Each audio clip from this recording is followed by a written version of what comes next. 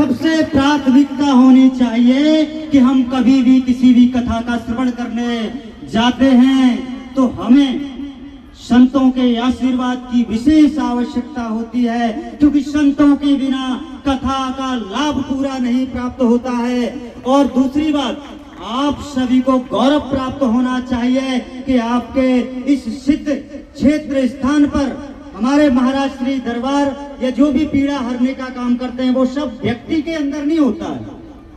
किसी की पीड़ा का हरण करना किसी व्यक्ति के बस की बात नहीं है। अगर कोई पीड़ा हर सकता है तो वो स्वयं नारायण भगवान के आशीर्वाद से होता है। तो पुजारी कोई भी हो, कई लोग उपहास उड़ाने का काम करते हैं। अरे तुम लोगों को तो शर्म आनी चाहिए, सनातन का उपहास कराने कोई भी आ जाता है।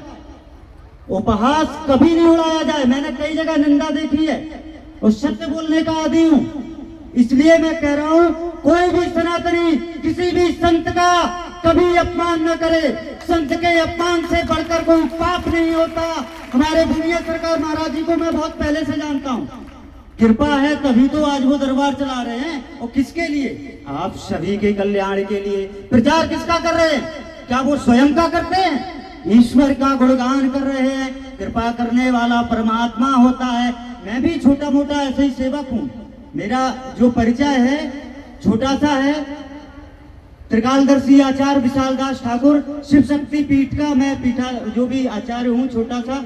लेकिन हम दावे से कह सकते हैं कि जो भी भक्त ईश्वर की साधना करता है उसमें ब्रह्मांड को हिलाने की शक्ति आ जाती है और पुनः देने में कभी पीछे नहीं हटेंगे। कभी भी सनातन को आवश्यकता पड़ेगी हम वो करके दिखा देंगे जो शायद असंभव हो। नहीं तो आप लोग चाहो, यहाँ बड़े बड़े संत बैठे हैं, यहाँ पर कई ऐसे तपस्वी हैं जिनको हम पहचान रहे हैं, वो हमें पहचान रहे हैं। हम यहाँ भी प्रमाण दे सकते हैं। इसलिए मैं कहना चाहता हूँ सबसे पहले कि कथा में अमृत का पान करें। कथा देखने ना आए, सुने, उसका श्रवण करके हम अपने जीवन में उसे उतारें, तब उसका हमें पूर्ण लाभ प्राप्त होगा। और कथा वास्तव में ये एक अमृत है। श्रीमद् भागवत गीता हो या श्री राम जी की कथा हो या कोई भी देवी देवता की हो, वो सभी ईश्वर से जो भी संकेत मिलता है वो सुनाते हैं। तो हमारे लिए सर्वोपरि होना चाहिए सनातन संस्कृति को अपनाना। आज जिस रूप से हमारे देश में अराजकता, जातिवादी और जो लड़ाइयां हो रही है, सनातनों पूरा प्रहार किया जा रहा है। इसलिए हम सभी को एक होकर के राष्ट्र की मजबूती, मां भारती को रक्षा हेतु हम सभी को आगे बढ़ना है। और मेरी माताएं बहनों से मैं विनम्र निवेदन करूंगा, माताएं बहनें वो संस्कार पैदा करें जो हमारे पूर्व में हुआ करते थे।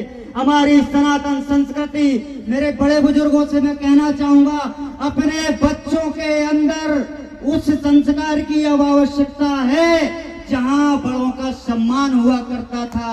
आज के समय में मैं देखता हूं, आप सब लोग भी सोशल साइट पे देख रहे हैं क्या क्या चल रहा है। माता पिता को घर से निकाल दिया जाता है। असली भगवान का रूप वही है हमारे जीवन में। जो भी माता बहन अपने सास ससुर, अपने माता पिता को सम्मान देगी, उसके जीवन में कोई संकट नहीं आ सकता। और अगर कोई संकट होगा हम यहाँ छड़क दूर करके जाएंगे। अभी अगर कोई कठिन से कठिन पीड़ा में है तो मैं अभी 1 मिनट में, मेरी क्षमता नहीं है, ये सब ईश्वर की है। प्रत्यक्ष को प्रमाण की आवश्यकता नहीं होती। हम सिर्फ इतना ही निवेदन कर